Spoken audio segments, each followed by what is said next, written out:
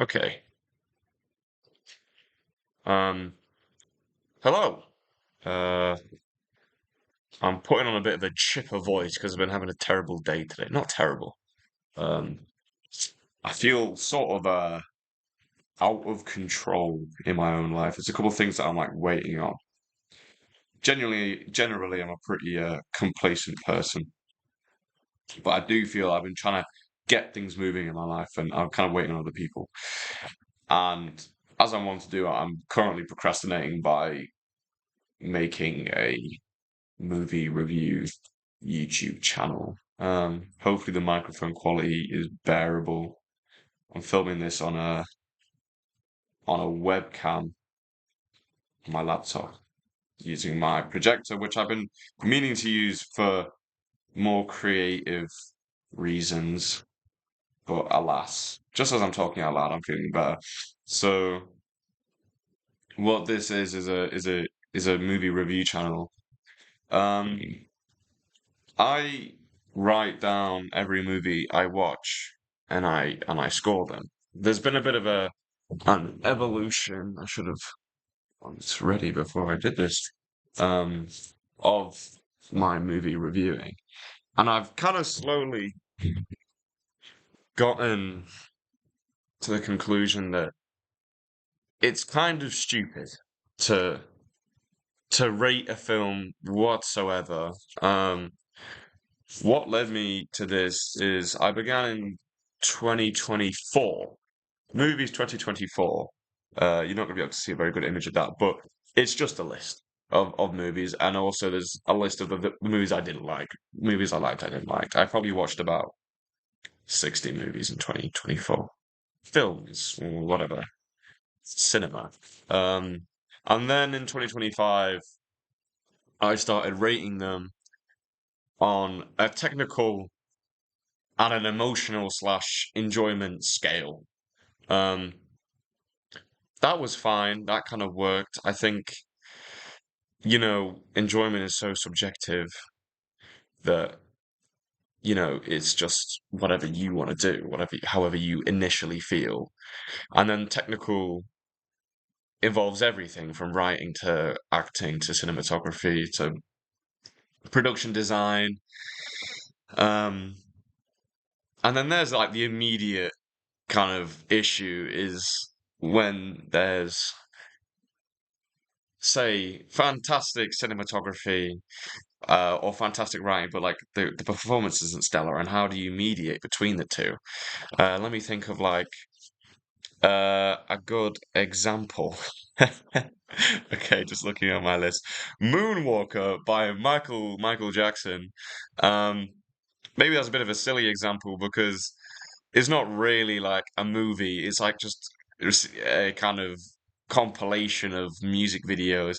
But the production design is crazy, and the choreography is obviously crazy, and obviously the acting is whatever. So a lot of films also don't kind of have the same set. They don't set out to do this to achieve the same thing or communicate the same thing. Like if you compare like a David Lynch film to a Scorsese film, David Lynch is a bit more expressive and untethered or ambiguous in the way that he like communicates ideas, whereas Scorsese's a lot more kind of like they're both character kind of based, but is a lot more story driven. Um, so then I was like, okay, right. So technical, that is obviously too wide of a field. It's too ambiguous. So this year I was like, okay, I'll define it a bit more, and I've added enjoyment slash emotional enjoyment, technical, and the writing, because the writing in of itself is quite expansive. Obviously, you have the story itself. Is it like a satisfying story? Does it go from A to B to C in a kind of coherent way? Um, is the structure is that good? Um, the dialogue is it good? Just all that stuff. So that's three sections in it in of itself that is kind of worth separating from the rest of it. So then that kind of leaves technical to say cinematography, acting, production design, and sound, obviously.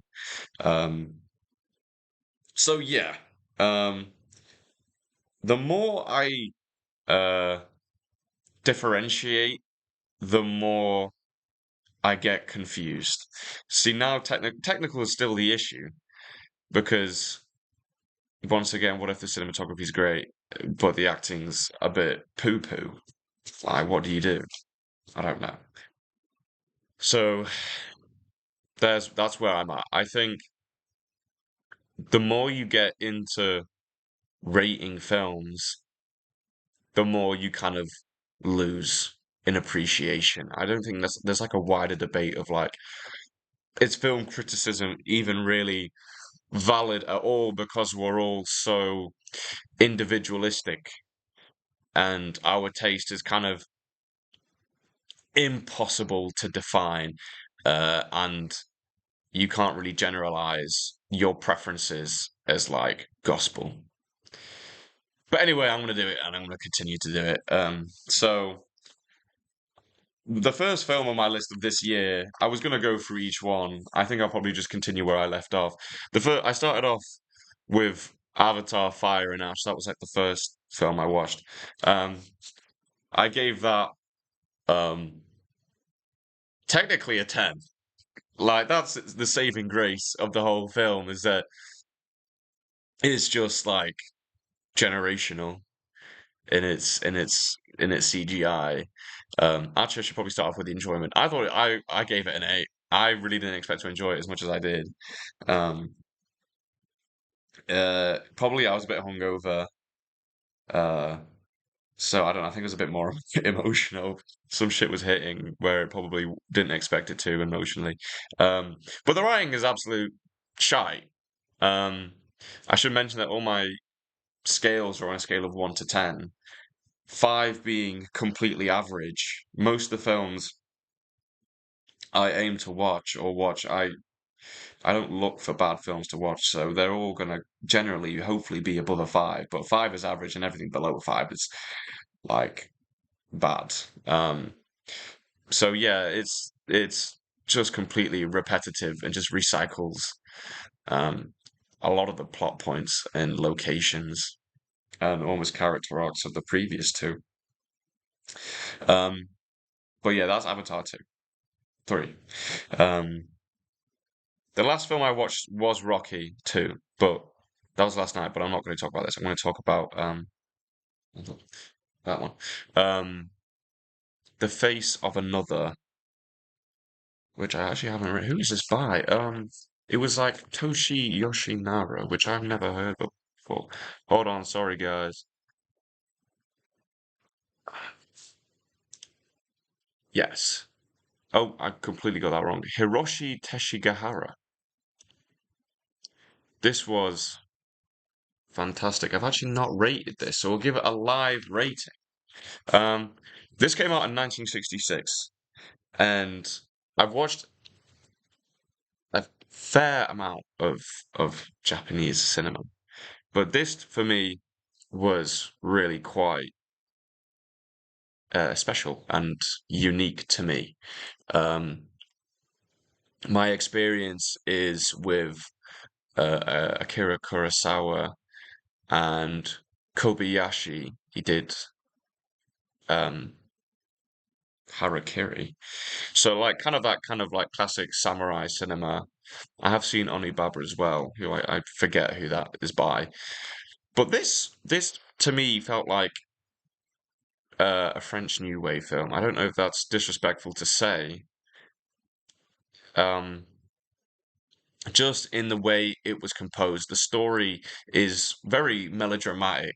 It's taking kind of those kind of similar themes of identity and those kind of interpersonal relationships. The story is about a man who suffers, I think it's kind of like a chemical burn in a factory setting, and is just his sense of identity and sense of self and place within the world is just completely obliterated. He becomes incredibly cynical as a result of it. His relationship with his wife is completely deteriorated. he's quite uh, adversarial, contemptuous with her. She suggests that he should kind of stop lamenting on it, and she says that his idea of separation is completely put upon by himself, um, and he just completely neglects to recognize this. So he goes to a psychiatrist slash kind of plastic surgeon, kind of witch doctor, and gets a plastic face replacement, and it kind of looks into how his behavior changes. The doctor kind of suggesting that he'll take kind of a life of his own. I think it's kind of similar to Freudian psychology of kind of the was it the shadow and the id kind of taking over and him becoming a lot more impulsive person. I really enjoyed it. The cinematography is fantastic. The separation, that kind of contrast in the black and white film is so great. The stage design and costume design is fantastic. The Doctor's house is so surreal. That's why I think it has similarities to French New Wave in that kind of romantic storyline. But yeah, it's got some really creative techniques. Uh, I wouldn't say green screen, but they kind of do like video collage in different places. So yes, on an enjoyment level, I would say I'd give it a 7. It was a great film, maybe an 8. I think that's my great is 7. Fantastic is 8. Um, the ending is, as I won't say, is very in line with those kind of, all right, whatever, spoiler warning, bleak ending, kind of in line with that French New Wave, but very kind of real and a bit pessimistic.